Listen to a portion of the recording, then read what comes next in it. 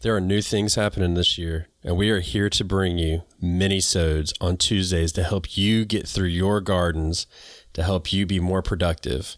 And on today's episode, we're going to give you a homemade seed starting mix, saving money and time right here on the Backyard Gardens podcast. To have a good harvest, one must plant good seeds and must also use the right kind of fertilizer. The carrots have grown large and firm. How good they will taste. Welcome to the Backyard Gardens podcast, where we talk about all things gardening and give the information out for you to be successful in your garden, whether it's your first or your last. We are your hosts, Ben, the Backyard Gardener, and Batavia, the Front Yard Gardener. one in the country, One in the city. Now get ready as we dig deep into this wonderful world of gardening as we learn to grow and grow for change. All right, Batavia, this is the true test. We can't spend a lot of time talking on these. These are short. I'm just going to nod my head. This is not in my DNA. It is not. I'm not built this way. Yeah. No. So basically the way these episodes goes, we're going to give you a task or a tip for the week, and we're going to talk about it briefly, and then we're going to send you on your way so you can get to that task. So every Tuesday. Whoa. And then that's the mini bell ring. The mini bell ring. And then every Thursday is going to be our normal long form episodes. So do you make your own seed starting mix? I don't.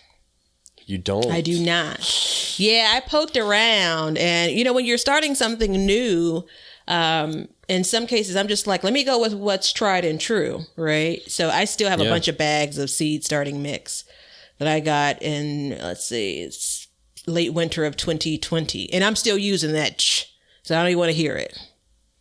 Yeah. Late winter means a year ago. Yeah, so. Basically. That's another way. So when you run out, you'll make your own? Well, let's hear what this recipe is. Maybe So basically what it is it's four parts of peat compost. Nope. That's not right. Not peat compost. Peat moss. Uh-huh. Yeah. It's you can adjust this now. Mm-hmm. So sometimes I go 3 parts, sometimes I go 4 parts. Mm-hmm. So 3 to 4 parts peat moss, 1 part compost. And if you don't have a compost pile, I use bag compost for this. Actually, that's what I use for this because it's pre-screened. It doesn't have big chunks in it, and it's well broken down. And then 1 part vermiculite. So, and that should make you, I use that, let's see, I bought a big, you know how the peat moss comes in blocks? I bought a big block of that, a bag of compost, and a bag of vermiculite. It cost me $40. I made a whole bin full, and I still have enough of the peat moss and compost to make another 2 batches. The vermiculite I will have to buy more of. Okay. So all in all, you're talking, I roughly estimated that $40 will make me about $200 worth of seed start mix. Oh, see, now you're speaking my language. Yeah, roughly $200. It depends, it depends on what you add and whatnot. So I'm looking up because I wasn't sure, because I wanted to understand what each of those are for. Obviously, I get the compost, I get the peat moss, which helps with, lightening things up and, the water issue that you may run into. Yep, water retention. Yeah. What's the last piece for? Vermiculite. Mm-hmm. That's for it's for drainage, and it is the way that it works is it's got rough edges. Mm-hmm. So as the roots grow and hit it, it'll cause them to split, and it creates more feeder roots. Okay. So if you look at, let's just take a tree for example. If you look at a tree, you know how trees have big tap roots. Mm-hmm. Well, you can cut that tap root off because that's not what feeds the tree. It anchors it, but it doesn't feed it. All those little fibrous feeder roots, that's what feeds it. So it's like hair. That's what you want. So that's what that's for. Yeah. And you don't even have to use a vermiculite, but I like to put it in there. It just, like I said, drainage is a big thing. If you've ever overwatered a plant, I don't know anybody on the show that has, but don't you see all these gnats flying around from overwater? Yeah, exactly. So, but that makes, if all the drainage and stuff, it doesn't let it sit in the water. So that helps. So for starting seeds, and you use this mix whether you're starting them indoors or if you're starting them outdoors, meaning like you're... Go ahead. Yeah, I mean, I usually don't start a lot of seeds outdoors. You mean you're talking about in the garden? No, I meant like if you have some seed starts where your weather's getting to a place where you're not ready to plant them and you have like them growing outside. I've seen that a bunch. I don't do it, but literally starting seeds outdoors. Yeah, in pots. I would do it. One more question. Okay. So are you using this do you pot up? Pot it up. If I have to, yeah. Yeah. So would you use this same mixture or do you transition to potting mix or soil then? No, I would continue to use this. If I was going to pot up, I'd probably add a little bit more compost to it. Just because that's there to feed. Yeah, exactly. And it does not eliminate the need to fertilize when you're growing inside, because you got to remember that this stuff, like other than the compost you put in, which we didn't put a lot in, it doesn't have anything to it. Yeah, that's my question about when you pot it up. As that plant gets bigger, it's again, its needs are increasing, right? Yeah. So I would, and it depends how much I pot it up. Like if I pot up a fair amount, I would probably use some kind of potting mix. It can go either way, really. I'm not really sold on it. It depends on how long it's got to sit in the pot. You know? So I started seeds with seed starting mix, again, store-bought, packaged. Right. And then as I got to the point of like, this is the last time I'm going to pot up these tomatoes, as an example, I ended up using regular potting mix. And it was just based on poking around a bit and thinking about, again, what that plant needs at that point. Now, as far as I understand, seed starting mix is a whole thing just because of how... allowing the seed to break through, if you will, versus just like, why am I not using just good old dirt when I'm starting seeds indoors? Yeah, well, and I mean, that's a good argument, and you can, in all reality, you could. But the problem is, and I've had this before, is the chunks of stuff that gets in the big chunks, it causes issues. It causes large air pockets. And so you kind of have, your seed won't get as much water, or when the root comes down, and then sterile issues. So, a lot of this stuff is sterile. So, and you can sterilize all of this stuff yourself. Like you can put it all like in your microwave and sterilize it if you wanted. Yeah. Last year I, and I haven't done it yet this year. Last year I basically boiled water. And for all of the seeds that I started, as far as the mixture went, I just basically soaked that. And I didn't necessarily do it all on the same day. So I boiled the water, added to the mixture, not making it soupy or muddy or anything. Come back the next day and use that seed starting mix. Now, another question is, if I can start a seed by direct sowing in the good old dirt outside, why again it figures itself out there versus needing to do all of this special shit. We're still swearing in the minisodes, right? That's still happening. Indoors, right? No, and you've got a valid point. And so I don't have an exact answer for that, but what my thoughts is one, when you're outside, there's more space. And, the watering is different. You can get a harder, more drenching water outside, where if a seed was somewhere where it wasn't getting good contact with the soil, then it would get pushed down, vice versa. I can't give you an answer to that, but the idea is you want to give it the best chance it had at survival. Yeah.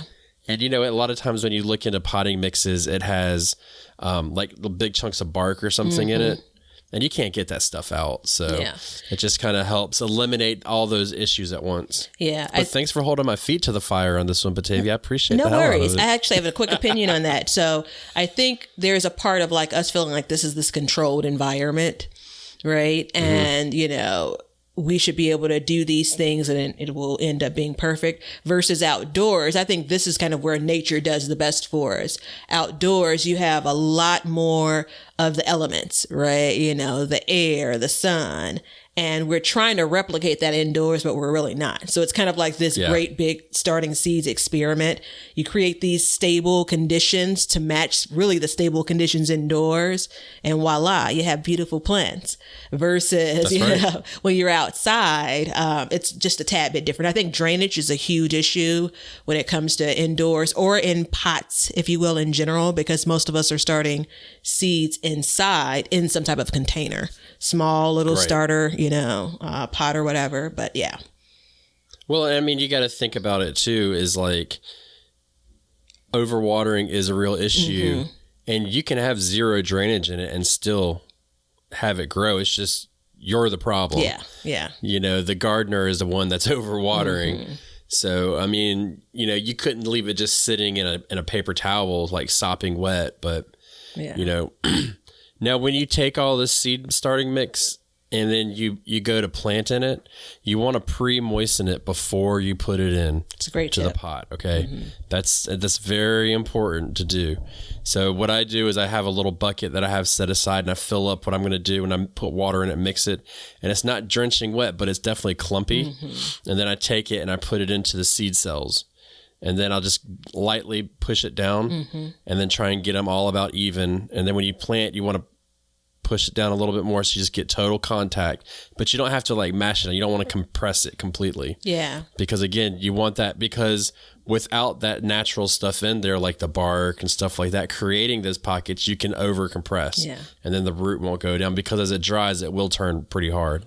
I've actually done a combination of things. So I've done the pre-soaking for the soil or the starter mix. I'm a big fan, even for my indoor plants, in watering from the bottom. Bottom watering is what they refer to it as, the infamous they.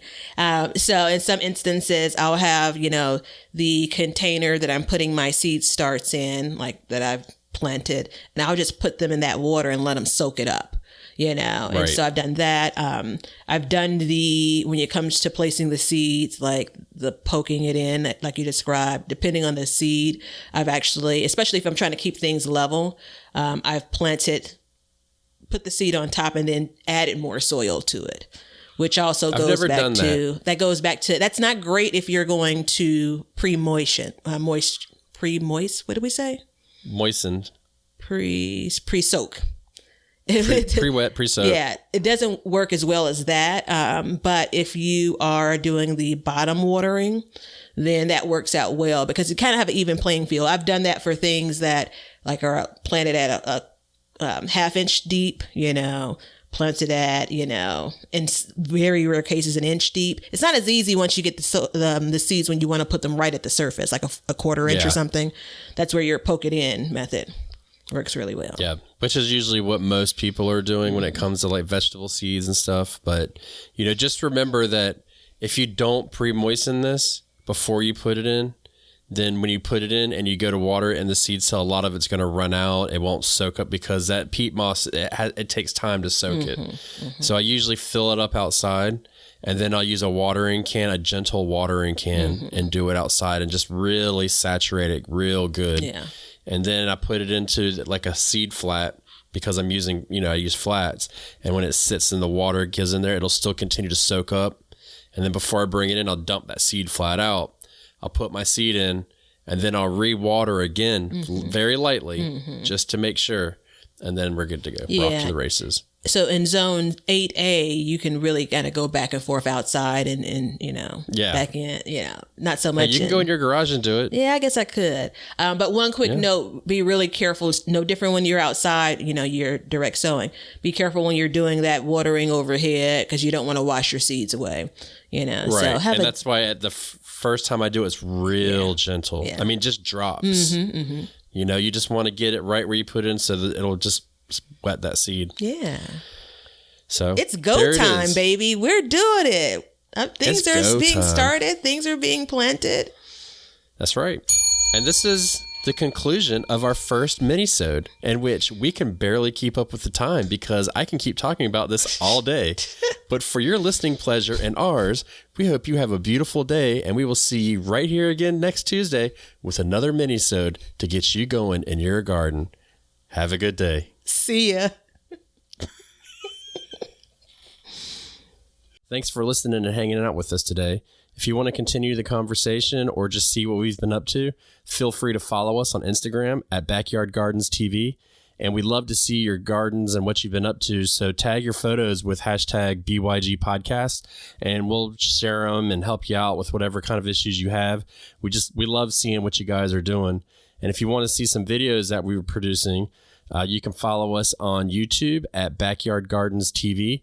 And we'll be posting clips and podcasts and recipes and vlogs and greenhouse stuff and all that good stuff, everything to keep your garden soul happy. So head on over to our social media pages and give us a like, a follow, and a subscribe. And until next time, learn to grow for change. And we're going to call this one a wrap. Now you know why people feel like celebrating at harvest time. All over the world, people have feasting and good times when the crops have been gathered in.